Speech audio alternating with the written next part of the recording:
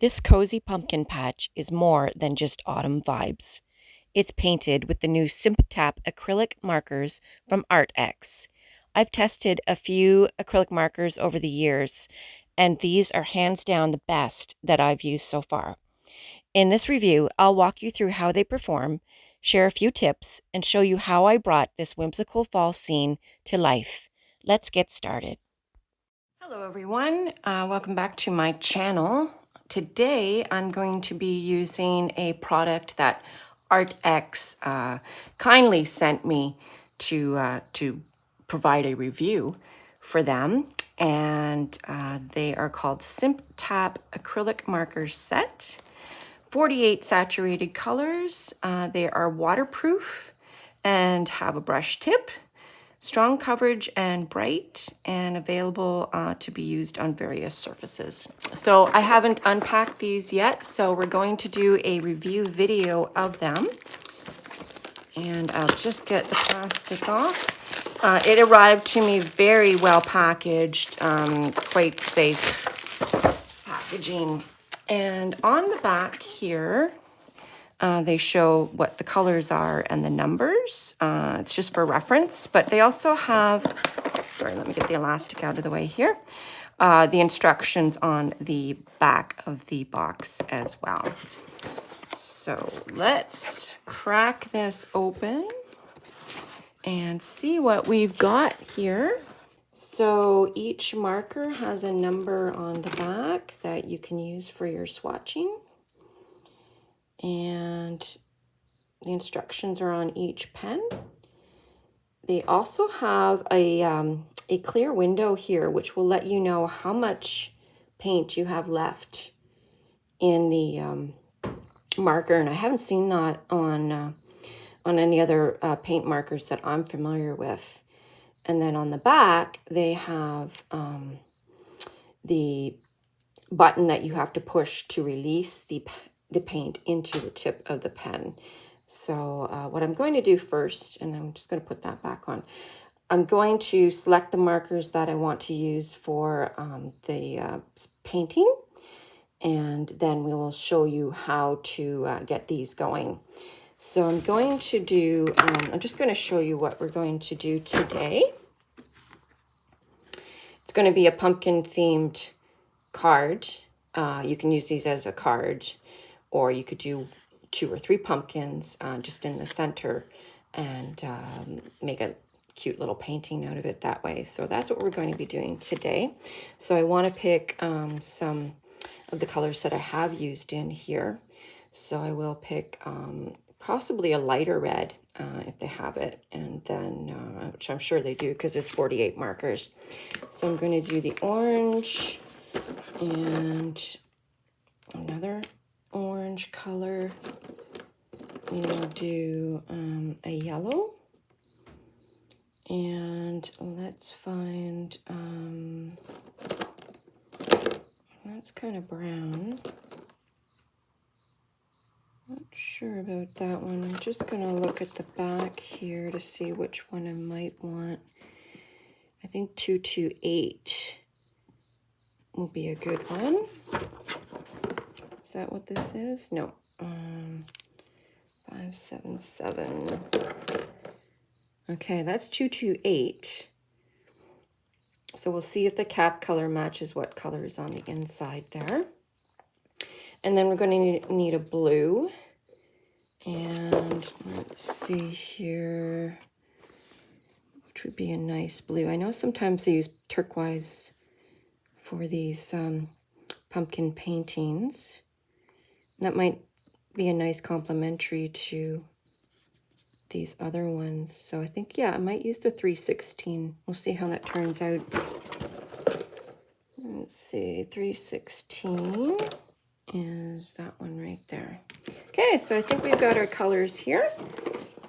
And now I'm just going to do a swatch just to make sure that those are what I'm interested in. So I'm using some 300 GSM 140-pound watercolor paper, cold press.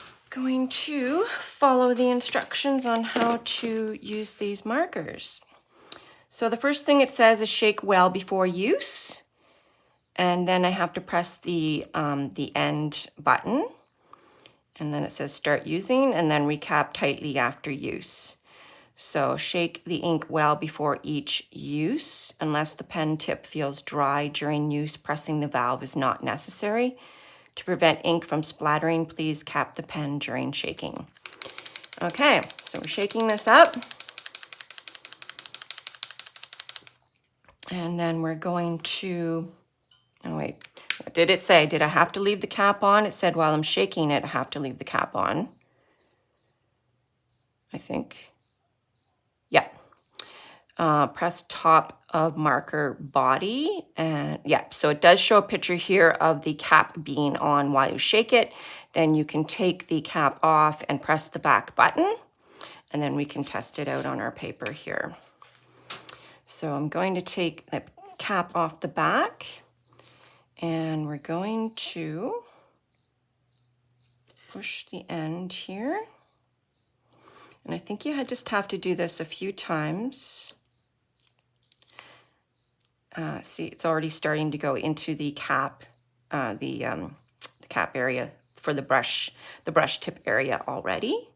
So I'll do that a few more times until this all turns the color that we want. Might help if I hold it at an angle, possibly. All right, so I've pushed it about 5 times. It is starting to fill up the brush tip here. Do it a few more times till that's all filled in, and that is. And I think we can get started on this. So I'm just going to do a swatch of this one here. So this is opaque, which means it's pretty thick. So that's good for coverage if you are coloring or painting an item that you want fully covered without having to go over it and over it again. And so I was holding that on the side, which gives me the wider coverage, but you can also use these for thinner details because of the end of the brush pen. So we could do small lines like that. You may even be able to do even thinner ones than that if you just hold it lightly and don't push down too hard on it. So that's a nice effect there. And then you would be able to do dots as well within there. And these, this is very good ink coverage, so I won't have to go over these marks again, which is quite nice. And then if you want to just do a line, and let's see if we start thin and go thick. This happens if I push harder on the brush at the end. So these are quite versatile in the kind of marks that you can make. It's like a paintbrush. So the lighter you hold it, the thinner the line, and then the more you push down, the thicker the line. And again, that let down very good amount of paint, but not too much, so it won't take too long to dry. It said it was quick drying as well, so let's just see what, yeah. So these up here are already dry, and then these will be dry in another several seconds or so. So I like the versatility of this brush. And let's try, let's see.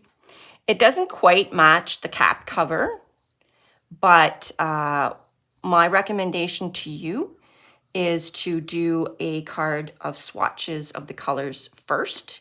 So let's write down the number of this one, and that was J316. So if you just do a bunch of squares all across a piece of the paper that you want to be using it, these markers on, then you'll know how it's going to behave on that paper, what kind of coverage it's going to provide, which is excellent coverage, and then you'll know which marker this is because we wrote down J316.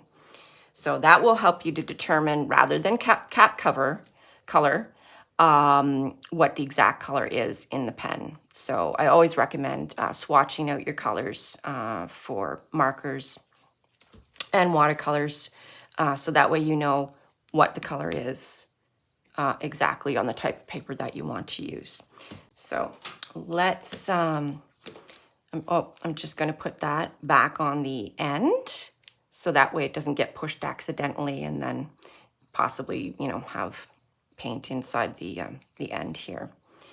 So it also says that the tip will go from size 1 to 6 millimeters. So again, that's depending on how you hold the pen, the marker.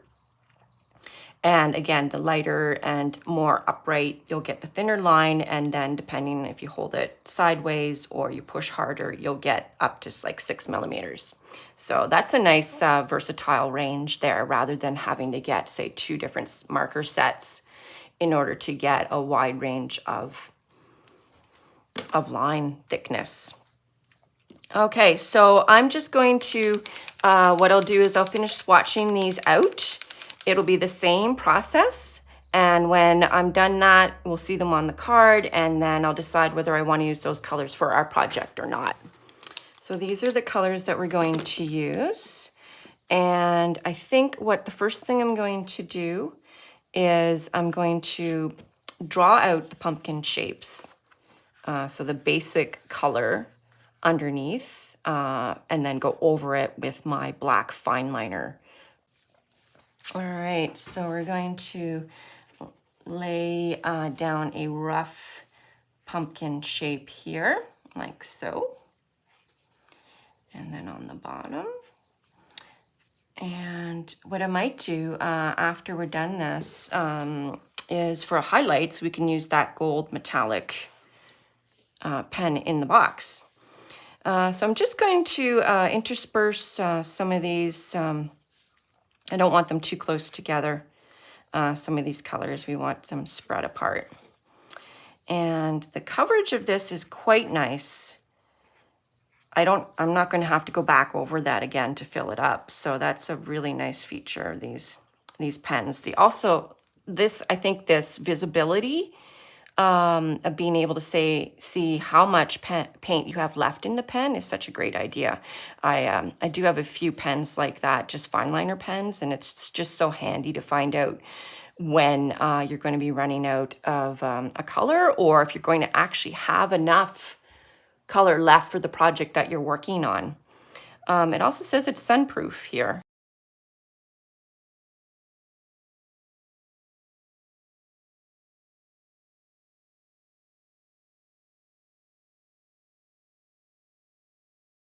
Okay, so yeah, I'm using the side of the brush to get that wide mark. And I'm just going to put that back on. And the next one we're going to use is going to be the tealish color. And I want to make some of these a few different sizes as well. So I think we will make this one taller, like so. And put another one down here. And you can make some of them wider and taller, or you can have some small ones in there also. And might just do another little small one right here, like so. There we go. And now we're going to put in some orange ones. Just do a small one there.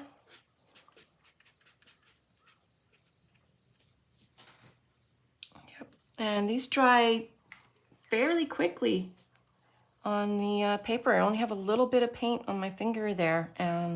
So that is nice that you don't have to wait too long for these to dry.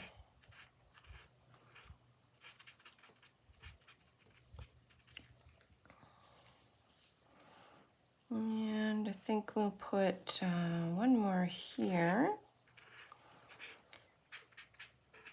like so. And then we'll add our yellow ones in. Oops, sorry, that was my fault.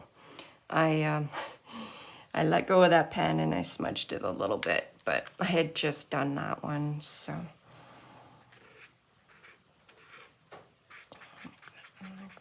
Do another little one there. Maybe I think these ones will just be small ones here, the yellow ones.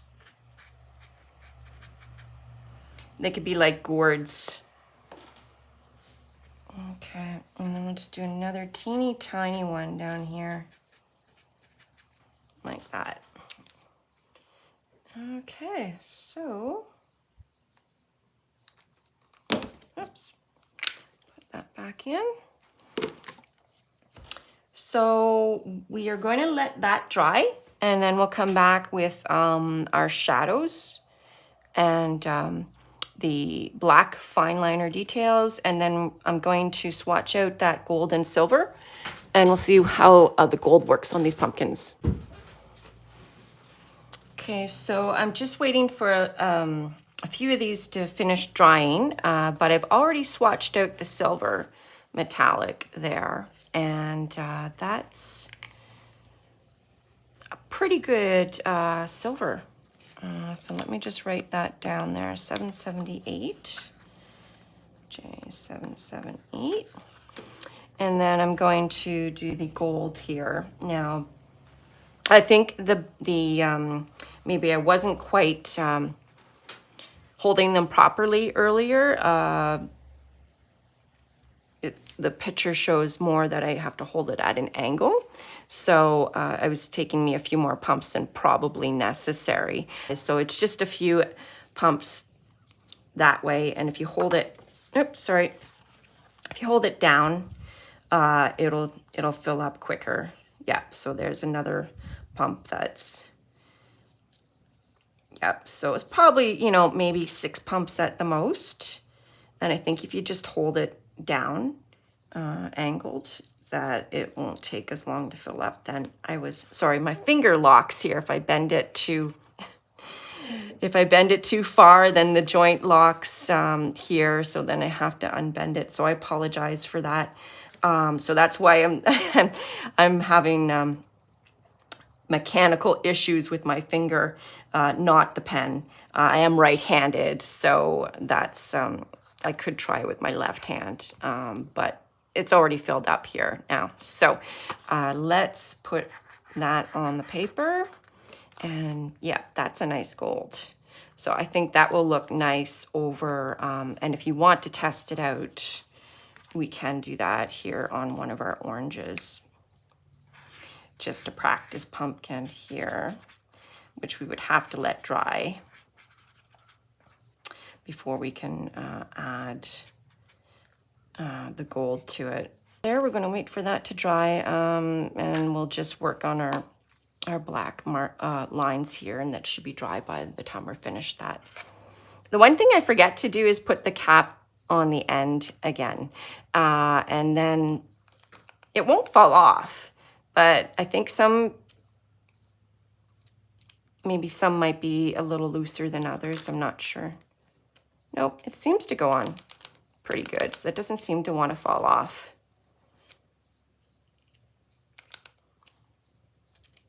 Nope, staying on pretty good.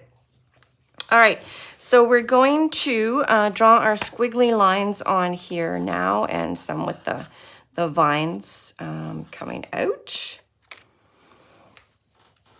All right, so yeah, these are all dry now, so I don't have to worry about smudging it, but I am going to start from left to right, just because my fine liner pen might smudge. Now, I am going to do these loose lines to get more of that whimsical effect, and then we're going to, could even do something like that for the stem part of it.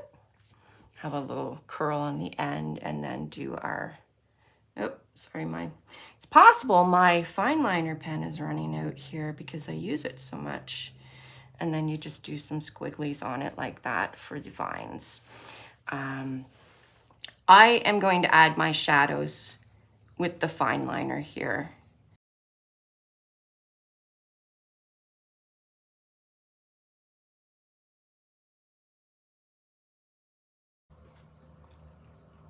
So we will, you could just do like a normal regular stem like that too. I like it when it's thinner on the top. And then we'll just do that. And so. Okay. And a little bit of a shadow underneath. No, the shadow is not necessary, but I just find it makes it looks like it's actually sitting on the ground. Yep, I think I think this pen is probably running out.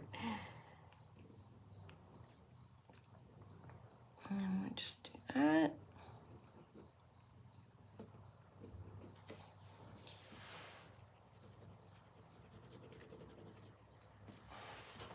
I'm going to switch from my Uniball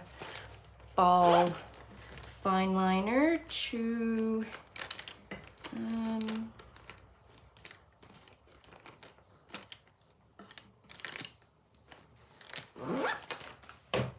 a Staedtler pigment liner 0.8. It won't have quite as thin a line. My Uniball is 0.5 millimeters, but if I hold it a little looser, I can still get that thin line.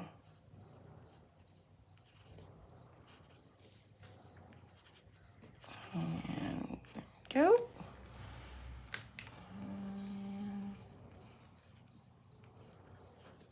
So let me know in the comments if you use acrylic paint pens and what kind do you use? What are the pros and cons that you have found while you're using acrylic markers?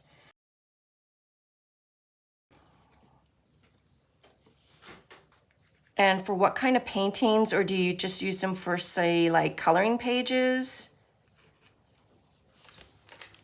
So let me know in the comments what you think. Let me know what you think of this video. If you'd be interested in purchasing these markers to give them a try. I will have all the links in the description below for you to click on if you would like to purchase a set of these. Arrtx has given me that information. And I've used several different sets of paint pens throughout my art career, and I like them for this type of drawing. And I use them on my whimsical houses for highlights. So I would be interested, I think, in doing a future video with these markers to see what a full painting of my whimsical houses would look like. So, but I think I need to practice with these a little bit more just to get a better feel for the dynamics of them. But overall, I would say I'm quite happy with these markers. I usually have used Posca for my white highlights on my paintings. But again, with those, I've said you have to tap those on a piece of paper, scrap piece of paper, to get those loaded. And I've had some large amounts of paint come out when I was doing that, which I feel is sort of a waste of the paint. I feel like these markers have a little bit more control over how much paint I can load into them. So I like that about them. I like the quick drying aspect of them. I like the full coverage of paint.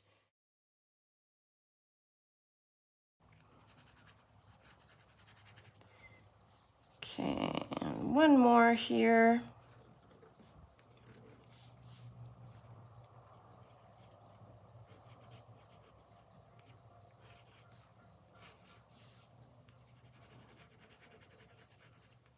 So the gold, we're going to test that out and see what happens there. So we're going to get a solid line of gold there. And then again, maybe, which is fine. But if we could soften that out with a brush, if you wanted a softer effect. And we'll see what happens there. That will spread your gold across whatever you're doing, but it may have a softer effect. So I think for this, I'm just going to do the line for the gold accent, and we'll see how that works. I think I will use the tip of it more like that or you could even possibly even just do like a little bit like that on it, just to have, rather than a straight line, just have a little accent of the gold on there. Maybe one on the bottom like that, just to have a little bit of a pop there. Maybe you could even do like dots and lines like that, which I think might be a nice effect. This one I might draw out a little bit farther. There we go. Now you don't want to do too much of that, the gold on there. You don't want to be too overwhelming. But I think just a nice little dab here and there will cause a nice highlight.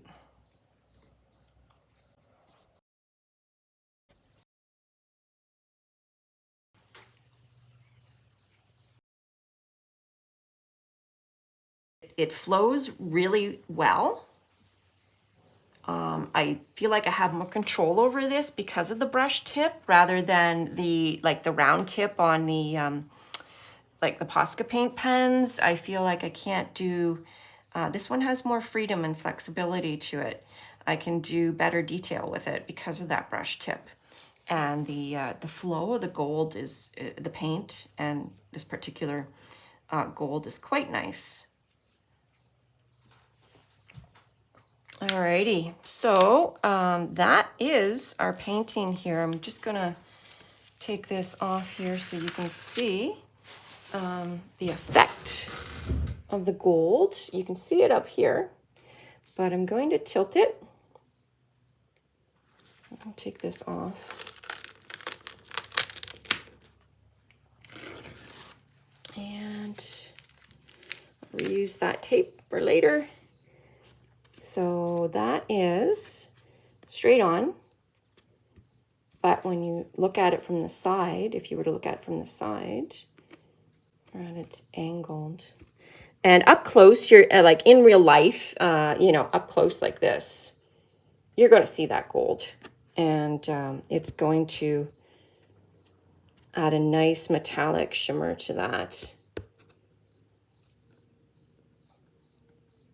Yep, so I'm quite pleased with how that turned out. Thanks so much for joining me in this cozy little review. I hope this pumpkin patch gave you a clear look at what the Arrtx Simptap acrylic markers can do, and why they've quickly become my new favorite. If you'd like to try them out for yourself, you'll find the product links and details in the video description below. And if you've enjoyed this video, feel free to like, subscribe, or share it with a fellow artist. Until next time, I will wish you a world of whimsy. Take care and bye for now.